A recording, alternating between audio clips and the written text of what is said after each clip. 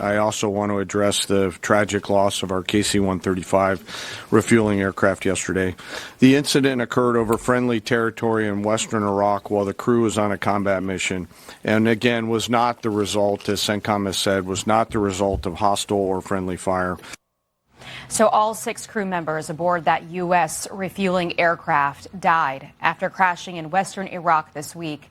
This as 5,000 sailors and Marines will soon head to the Middle East as part of Operation Epic Fury. For more, let's bring in former NATO Air Force Commander, retired General Charles Wald, and former U.S. Army Captain Doug Truax. Thank you both, gentlemen, for joining me to try to break down what might be coming next in this conflict. General, I'll come to you first. I want to ask you about these strikes overnight on Kharg Island. We've been talking about it all day because it is important. It's an important site for Iran. It's where a lot of their oil is processed, or crude oil. Is this a game changer, you think, to bring Iran's leadership to its knees? Because that's what the president has said. His goal is for them to cry uncle.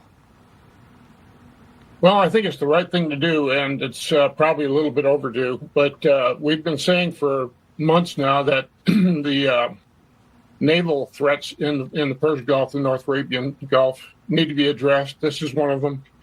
I think it was smart that they took out the military capacity on the island and not the oil transfer capability. I think it's the right thing to do strategically, and it's going to put pressure on the Iranians. I don't think it's over yet, but I think all the moves they've made militarily are correct. Doug, I'll get your thoughts too, but as we talk about that, I want to put up this map of Iran's nuclear facilities just to show just how many different sites we're talking about that there could be uranium in, that we have to figure out how to either secure or get rid of. And the Pentagon is deploying additional forces and warships to the Mideast, but there's been some talk and reporting about potentially the administration weighing whether or not to send in ground troops, at least special forces, a small contingency, maybe 1,000 troops on the ground to help secure these nuclear sites. Do you think that is a high possibility that happens, and how quickly it happens? Yeah, I do think it's a pretty high probability. And, we have to remember this conflict is about as good as it can be. I mean, right out of the gate, we took out their leadership and gained air superiority. So the rest is just finding a way to get your objectives accomplished. And in this case, your point, there's about 900 kilograms of enriched uranium across different parts of Iran. And so how do you get to it? Well, if you're patient and you have air superiority, it's just a targeting exercise. You just keep finding more and more targets, get them taken care of. And at some point, you have to have people go in and get it. Now, the great thing about President Trump and Secretary Hegseth, there's no appetite whatsoever to take the 4th Infantry Division or the 1st Cav Division and start heading them towards Tehran. Okay, that's not in the cards at all. But you do have to think about it. I think that's why the 31st Marine Expeditionary Unit just left Okinawa a couple of days ago. I think that's part of the equation as well. So we'll see. But yeah, you got to start thinking that way. General, what do you think about that? How do you secure such a mission to make sure we don't lose any of these soldiers? Well, first of all, I agree with the Colonel 100%. I think the MU is going to be the ones that would go into secure Kharg Island.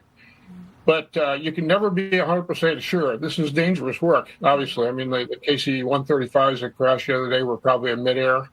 3 F-15s were shot down. We've had other losses. That's all tragic, and it's tough work. The Iranians are cornered. They're fighting for their lives. They'll do anything they can to survive. I think it's inevitable that they'll fail and fall, but it's very, very dangerous work. And I think the Colonel is exactly right. I think the 31st MU coming in with the Marine forces, with the capabilities they have, they'll probably threaten to take over Kharg Island militarily, and then the game changes for Iran. Yeah.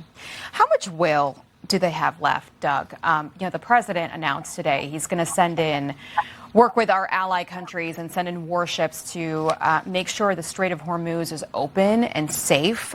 It's been a big point of contention. I mean, it's been kind of the thing that Iran has been using, hoping and betting that the U.S. will back off once the administration doesn't like to see gas prices rise anymore. So how much will is there left within the IRGC?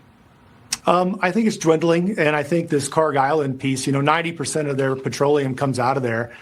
And so if we go in there and take it over, you're basically cutting off the payroll for the IRGC, and that's a whole new dynamic then, because that's all they've got left basically is the money that's pouring in there. And if at the same time we can start getting ships through the Strait of Hormuz and we can take control of Kharg Island, I think that their cards have been played out now. And I do think over the decades, we've all gotten used to the Iranians threatening to close the strait, or at times closing the strait.